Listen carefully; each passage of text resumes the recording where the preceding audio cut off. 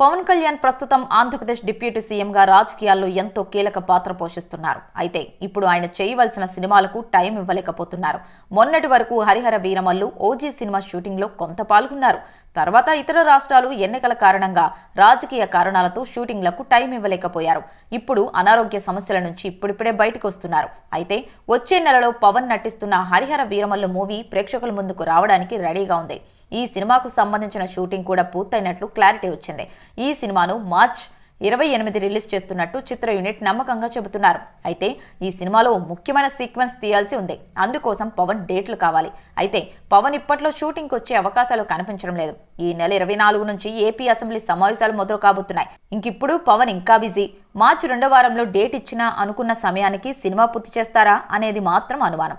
ఇప్పటికే సినిమా చాలా ఆలస్యమైంది. పవన్ ని తెరపై చూసి చాలా సంవత్సరాలు అవుతుంది. వీలైనంత త్వరగా ఈ సినిమాని రిలీజ్ చేయాలని పవన్ అభిమానులు కూడా కోరుతున్నారు. మరి డిప్యూటీ సీఎం అభిమానుల కోరిక నెరవేర్చుతారా లేదో చూడాలి.